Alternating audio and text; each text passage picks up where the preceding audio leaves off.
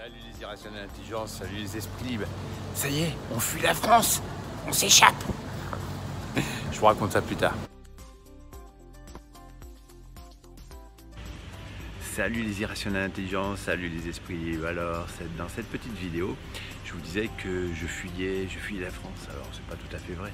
En fait, je ne fuis pas, je suis juste à Londres, dans un espace fantastique qui m'inspire depuis de nombreuses années.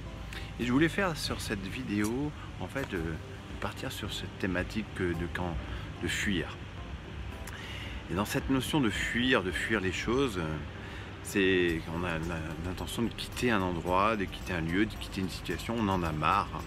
Et quand on en a marre, on regarde vraiment tout ce qui ne va plus. On ne supporte plus rien, on se sent même bloqué, on se plaint, on se compare, on juge.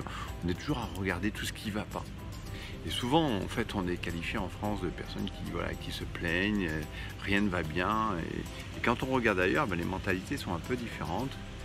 Tout dépend de comment on regarde les choses, et même pour soi dans sa vie, on va se dire, mais tiens, les gens ne voient pas ce que je vois, ne vivent pas ce que je vis. Et on va vraiment essayer de trouver que les autres aient la même perspective que soi. On va même essayer d'entourer de personnes qui valident cette vision qu'on a de la réalité, du monde. Et on va même justifier que c'est à cause de telle situation, parce que j'ai vécu telle ou telle chose. Et souvent, en fait, dans notre vie, comme ça, on va se retrouver entouré de personnes qui ressemblent, qui vraiment partagent la même carte du monde, la même vision que l'on a du monde. Parce que, en fait, ça valide des bonnes raisons pour lesquelles on crée cette réalité. Et sans aller dans un domaine plus spirituel par rapport à ça, mais simplement sur regarder le biais cognitif, c'est-à-dire la façon dont dont on regarde les choses et la façon dont on va ne voir qu'une chose et ne pas voir les autres qui ne valideraient pas notre système de croyance.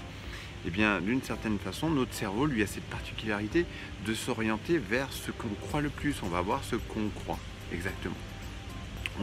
Même les mots qu'on va utiliser, la façon dont on va regarder les choses, la façon dont les personnes qu'on va fréquenter le plus vont valider notre système de croyance. Et dans cette notion de fuir, dans il y a je te fuis, tu me suis, c'est que quand je fuis quelque chose, je suis bien obligé de regarder derrière. Est-ce qu'il est toujours en train de me courir après? Est-ce qu'il est toujours là, derrière moi? Est-ce qu'il y a un danger? Et dans le danger, il y a réaction. Et dans cette notion de réaction, il y a cette notion de mode de survie. Alors souvent, dans le mode de survie, on a la possibilité ou de fuir et d'attaquer, ou de fuir, ou d'être complètement bloqué en mode survie. Et dans cette notion de survie, on va toujours garder en mémoire, et le cerveau a cette capacité, d'une certaine façon, de nous renvoyer finalement que il y a un danger, il y a quelque chose qui va arriver. Si vous regardez toutes les fois dans votre vie où vous êtes passé par cette notion de survie, sans y penser au danger, parce qu'en fait le danger dont on a, c'est quand on a conscience du danger de ce qu'on va perdre, de ce qu'on n'aura plus.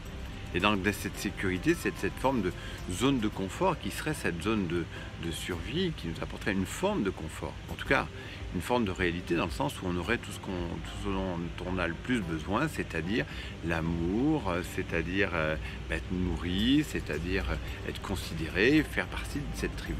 Et plein de fois où dans notre vie, dans cette tribu-là, c'est la tribu du mode de pensée, la tribu de la façon de regarder les choses, la tribu qui va nous permettre de nous sentir exister dans cette réalité-là. Mais ça ne veut pas dire qu'on est vraiment en expansion, ça ne veut pas dire qu'on est vraiment dans le sens de ce qui est le plus grand pour nous, on est dans un mode de survie. Lorsqu'il y a 32 ans maintenant, j'ai fui par la fenêtre de chez mes parents parce qu'après une dispute avec mes parents et après, surtout avec mon père, je ne me suis pas senti considéré. Je me suis vraiment senti, aux yeux de mon père, en tout cas à ce moment-là, comme personne, comme rien. En même temps, il parlait de sa propre histoire, il était un enfant qui avait été abandonné, qui avait été confié à un orphelinat, et dans sa réalité-là, pour lui, il ne voyait pas cette valeur de ce que je représentais et de ce que j'étais. Et en fait, en fuyant par la fenêtre, je me suis d'une certaine façon confronté dans cette réalité que je n'étais rien là où j'étais, et j'étais poussé d'une certaine façon à fuir, et c'était à partir à Londres à cette époque-là pour moi, c'était d'aller retrouver mon premier amour. Et j'ai pas fui pour les bonnes raisons. J'ai fui la bonne raison que je pensais qui était de fuir, c'était d'aller retrouver cet amour. Ça, c'était la mauvaise raison, parce que quelques années après, on s'est séparés après en se disputant. La bonne raison qui était derrière tout ça, c'était que j'allais rencontrer ma valeur.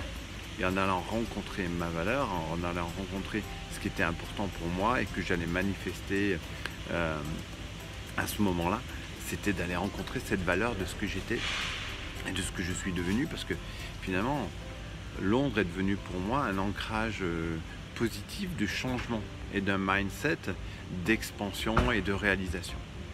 Ce qui était intéressant, c'est qu'après plusieurs années comme ça, à chaque fois que j'avais besoin de sortir de cette zone de confort dans laquelle j'étais, j'avais besoin de créer une crise, comme je l'avais vécu. C'est-à-dire qu'en moi était comment créer ce programme-là.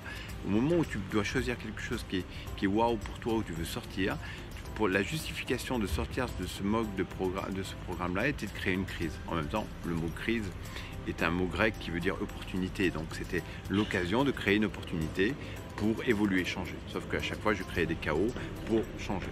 Et c'est vrai que souvent, quand on est dans notre vie pour créer une opportunité, pour grandir, pour changer, comme ça, eh bien, on a besoin d'avoir une crise, de vivre un changement entre ce qu'on n'aime plus, faire le deuil de ce qu'on n'aime plus, pour aller vers quelque chose qui nous correspond plus, mais qu'on ne connaît pas, qui est complètement nouveau. Donc, si vous voulez vraiment aller vers ce qui est important pour vous, là, eh bien, il vous faut en même temps passer à l'action, hein, vous connecter à vos besoins, et des besoins qui sont au-delà de cette zone de confort, hein, d'aller vraiment connecter de quoi j'ai envie le plus, et de s'ouvrir aussi à rêver, s'ouvrir à quelque chose de nouveau. Il y a plein de gens qui vous disent non, mais ne cherche pas à rêver, là, regarde, tout le monde est comme ça, toute la réalité est comme ça. C'est aussi regarder ce qu'on a vraiment envie, et puis bien sûr qu'il va y avoir une épreuve, il va y avoir un changement, il va y avoir un passage vers lequel vous allez devoir passer, qui est ce que dans tous les mythes ou dans toutes les histoires, dans toutes les histoires de légendes, le héros passe par ce passage-là, il va rencontrer quelqu'un. Au moment où moi, quand j'arrive à Londres et que j'ai 20 ans, ben, je suis passé par des rencontres, je suis passé par des épreuves. Et dans ces épreuves-là, il m'a fallu vraiment prouver encore plus la valeur de ce que j'étais, qui n'était pas encore quelque chose dont j'avais conscience. Donc imaginez que ce vers quoi vous êtes en train d'avancer aujourd'hui, que ce soit dans votre vie personnelle, dans votre vie professionnelle, dans votre business, mais vous passez par des épreuves. Obligatoirement, il y a quelque chose dans lequel vous êtes en train d'avancer, dans un inconnu, qui va vous mettre à l'épreuve pour révéler encore plus quelque chose dont vous n'avez pas conscience, qui est au fond de vous, qui est là. Donc regardez, ce dont vous vous plaignez le plus, qu'est-ce que ça vous empêche d'être et de devenir, et comment vous pourriez passer cette épreuve-là pour révéler quelque chose, ce vous-même, que vous ne connaissez pas encore, mais qui est là, et qui va se révéler dans cette situation-là. Et si vous êtes intéressé, déjà suivez ma chaîne YouTube, parce que de plus en plus je partage mes informations, mes expériences, et puis je vous propose aussi de prendre un rendez-vous pour une session d'accompagnement stratégique qui va vous permettre de pouvoir faire le point de là où vous en êtes, vers quoi vous voulez aller professionnellement, et comment je pourrais vous accompagner encore plus là après tout ce que j'ai traversé, pour vous permettre, voilà, d'être ce pasteur, ce guide. Voilà, je vous souhaite une belle journée.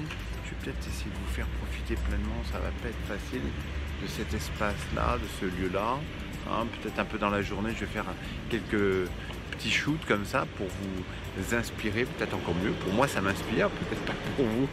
Regardez ce qui vous inspire le plus d'être et de devenir. Je vous souhaite une belle journée. Ciao.